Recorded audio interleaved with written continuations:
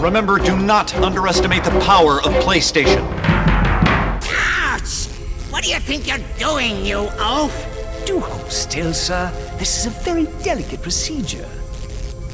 There, that should do the trick. Go ahead, take her for a spin. What's going on? Where are my arms? Whose butt is this? Oh, my mistake, sir. Dreadfully sorry. Lawrence! Janice. Oh, Lance. Oh my. We will have to get that fixed. One of these days. This is MykonosFan, and welcome back to Learning to Love PlayStation. Today we're looking at the single-player portion of Ratchet & Clank 3 Up Your Arsenal, originally released near the end of 2004 for the PS2.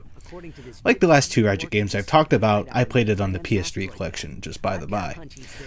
After really enjoying my time with Going Commando, I was pretty excited to jump right into the next game. So I'll skip all the formalities and just get to talking about it. Up Your Arsenal starts with, Clank being James Bond in a movie with Ratchet as his chauffeur? This all kind of comes out of nowhere and is played for laughs, but eventually wraps its way back around to being relevant to the plot, kinda? So Ratchet insists on changing the channel to conveniently find a news anchor reporting live from Ratchet's home planet, Veldin, which is under attack from some weird creatures called Tyrannoids. Naturally, Ratchet insists on heading home to save it from the onslaught. Once there, Ratchet meets up with the Galactic Rangers and fends the threat off, and is contacted by the Galactic President, who is... Well, this is an honor, and I see you brought your chauffeur along.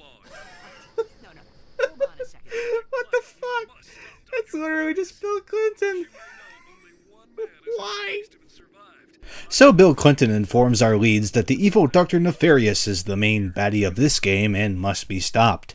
He implores that the sole man who has ever defeated Nefarious be found. Naturally, it turns out to be Captain Quark, who is living in a jungle and has pretty much lost his mind.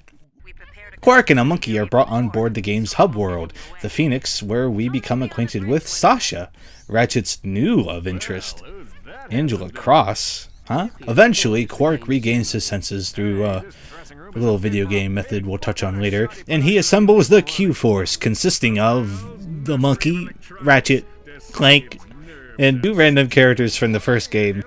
Look, this game is funny as fuck, and completely acknowledges how off the wall it is. I lost count of how many times I was cracking up just at how stupid shit was in this game, and I mean that sincerely. Nefarious, the villain, routinely gets so angry that he overloads, and internal gadgetry in his head switches over to audio from some fucking romance TV episode. Quark has a relationship with Helga, which is played for laughs, and hell, Quark has an entire in-universe video game series about him, which is just too idiotic not to love. Nefarious really is the best villain so far in the series, by the way, and his completely nonchalant butler is the perfect foil. The writing and performances are probably my favorite thing about this game. So if the improved presentation is my favorite part about this game, how does that reflect on the gameplay itself? Well, at this time, I'll just remind you that all of these videos are more about my personal feelings than an attempt at a 100% objective critical analysis, and judging from what I've read online, I'm not in the majority on this one, since from some cursory glancing, a lot of people seem to cite 3 as their favorite from the original trilogy. Let's go with the basic gameplay. It's pretty much the same as Going Commando, which isn't a bad thing. Control feels a bit tighter, some animations feel a little sped up, making Ratchet feel even better to control. There are plenty of new weapons this go around too, which in my opinion just don't stack up to Going Commando's fantastic array of destruction. Thankfully, a weapons vendor sells some weapons from that game, such as the Bouncer, which is my favorite. 3's weapons are still pretty good, but ultimately I just didn't enjoy myself as much while obliterating everything on my path. However, I'm not sure if that is entirely the weapon's fault, but more on that in a bit. In the game, the upgrade system saw a bit of an overhaul. Instead of just having one big additional level, every weapon in the game can be upgraded 4 times. Each upgrade expectedly felt more incremental, and the difference from level 1 to level 5 was certainly noticeable, but not so much between each level. Honestly, I think I appreciated it more as it was before. Working toward one big jump with each weapon kept me rotating much more often, whereas I mostly got comfy with a few select guns in this game and didn't experiment as much. However, this lets me segue into my main disappointment with this game. I think disappointment is the correct word. I think it's also why I didn't feel as connected to this title as the past two. Up Your Arsenal continues down the path of being more about combat than about exploration. Suffice it to say, this game feels much more akin to a shooting gallery at times than an exploratory experience that happens to have fantastic combat. I liked it more before. Things seemed more interesting because I had a slight break between fights to think in new ways and not just focus on carnage. These worlds felt like worlds, not just places I went to shoot things up. As much as a little cartoony platforming game can, of course. There are also some missions introduced on each planet that are pretty much about destroying even more aliens. Every now and then you'll find a quest giver and be whisked away to a mission select screen.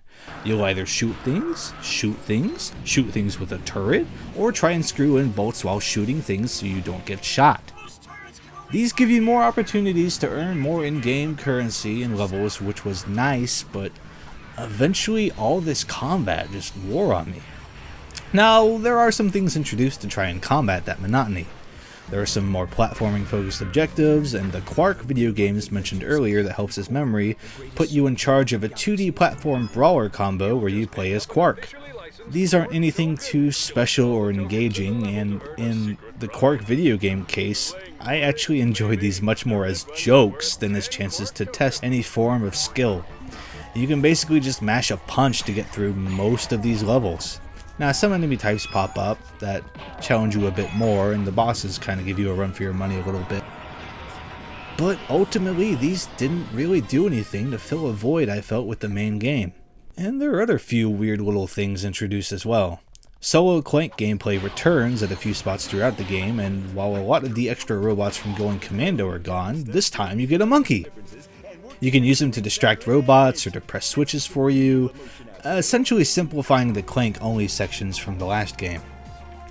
Now, I've never really considered these sections to be particularly noteworthy in any Ratchet game, but I appreciate how they mix things up each time. Another little oddity is a Tyrannoid disguise you get at a point in the story. This allows you to communicate with Tyrannoid guards to try and talk your way into restricted areas. Interesting idea, but once you initiate conversation with a guard, you play a weird Simon Says to avoid botching discussion. I guess it's the rhythm game player in me, but I always felt like I was holding a button too long or hitting it too early, fearing failure. I usually wound up succeeding anyway, though.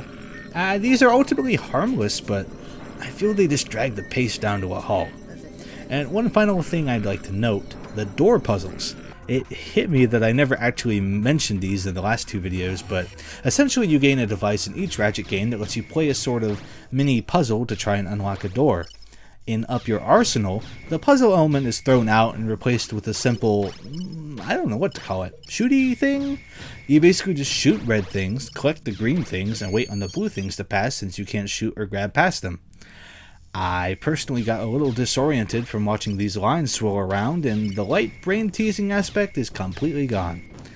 I found these to be monotonous more than anything, whereas I did genuinely enjoy what the past titles had to offer when it came to these. And look, it sounds like I was being negative a lot. This game's great. In a lot of ways, it improves on Going Commando, and I can definitely see why a lot of Ratchet & Clank fans prefer 3 out of the original trilogy. But to me, I just felt put off from this game. Weirdly, in the last half I kinda started to gel with it a bit more, perhaps due to a little more exploration being included in the main stages, but ultimately I walked away with the second game as my favorite so far. I've talked to a few people who have corroborated with me on that, so at least I'm not alone, I guess? I want to see what you all think. However, speaking of what you all think, I'm looking ahead right now as I'm moving on to the PS3 Ratchet & Clank titles, which I have heard nothing but positive things about from everyone since I started playing these games. So, next up on Learning to Love PlayStation will be Ratchet & Clank Future, Tools of Destruction. As always, thank you very much for watching, and I'll see you next time on Learning to Love PlayStation.